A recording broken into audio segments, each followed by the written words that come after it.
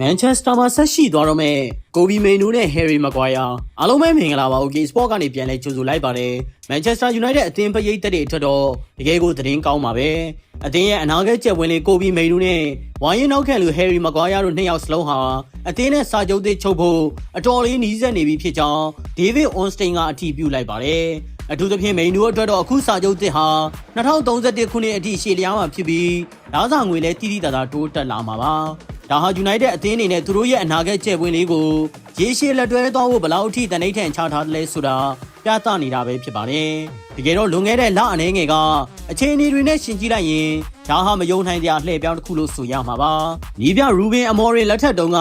Kobe Mainoo ဟာပွဲထွက်ခွင့်ရဖို့အတော်လေးရုန်းကန်ခဲ့ရပြီးအသင်းကနေအငှားထွက်ဖို့အထိတောင်စဉ်းစားခဲ့ရတာပါ။အလားတူပဲ Harry Maguire ဟာလည်းအရန်ကုန်မှာပဲအချိန်ကုန်နေခဲ့ရပြီးဒီယာဒီကုန်မှာအလွတ်ပြောင်းရွှေ့ခြင်းနဲ့ထွက်ခွာရတော့မယ်လို့အားလုံးကထင်ကြေးပေးခဲ့ကြပါတယ်။ဒါပေမဲ့ယာယီနီးပြ Michael Carrick ရောက်လာတဲ့အချိန်မှာတော့အားလုံးကပြောင်းပြန်ဖြစ်သွားခဲ့ပါပြီ။ Carrick လက်ထက်သူတို့နှစ်ယောက်စလုံးဟာပွဲတိုင်းပွဲထွက်ခွင့်ရနေပြီးအသင်းရဲ့ရလက်ကောင်းတွေမှာအဓိကအခန်းကဏ္ဍကနေပါဝင်လာပါတယ်။ဒီခြေစွမ်းတွေကြောင့်ပဲသူတို့နှစ်ယောက်စလုံးဟာအင်္ဂလန်လက်ရွေးစင်အသင်းမှာပြန်လည်ရွေးချယ်ခံခဲ့ရသလိုအခုဆိုရင်အသင်းမှာဆက်ရှိဖို့စာချုပ်သစ်တွေပါကမ်းလှမ်းခံရတဲ့အထိ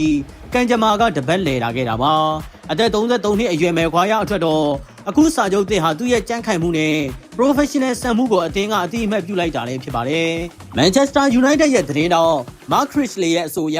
ဒါဟာမယုံနိုင်စရာကံကြမ္မာအလှည့်အပြောင်းလို့တောင်တင်စားထားပါတယ်။ဘေလူးရဲ့ကွင်းလက်ထိန်းချုပ်နိုင်စွမ်းနဲ့မကွာရရဲ့ခံစစ်ခေါင်းဆောင်မှုဟာ United ကို Premier League အဆင့်3နေရာထိရောက်အောင်တွန်းပို့ပေးနိုင်ခဲ့ပြီး Champion League ဝင်ခွင့်အတွက်လည်းတော်တော်လေးအခွင့်တာသွားစေခဲ့ပါတယ်။ဒါဟာကစားသမားနှစ်ယောက်ရဲ့မတူညီတဲ့ဘဝမှတ်တိုင်တွေကိုလည်းပေါ်ပြနေပါတယ်။တစ်ယောက်ကအသင်းရဲ့အတိတ်နဲ့လက်ရှိမှာအရေးပါသူဖြစ်ပြီးနောက်တစ်ယောက်ကတော့အသင်းရဲ့တောက်ပမဲ့အနာဂတ်ရဲ့ပြရုပ်တစ်ခုပါသူတို့နှစ်ယောက်စလုံးစာချုပ်သစ်ချုပ်ဆိုနိုင်ဖို့ရည်စက်နေတာဟာ United ရဲ့လက်ရှိတည်ဆောက်ဖို့စနစ်သစ်မှာသူတို့ဟာမရှိမဖြစ်လိုအပ်နေတဲ့ဆိုတာကိုတက်တည်ပြနေတာပဲဖြစ်ပါတယ်အထူးသဖြင့်ဘုံပေါင်းတဲ့ပွဲမတိုင်ခင်ဒီလိုသတင်းထွက်ပေါ်လာတာကတရိပ်သက်တွေအတွက်ရောအသင်းအတွက်ပါစိတ်သက်ပိုင်းဆိုင်ရာအားကြီးတစ်ခွက်ပါပဲ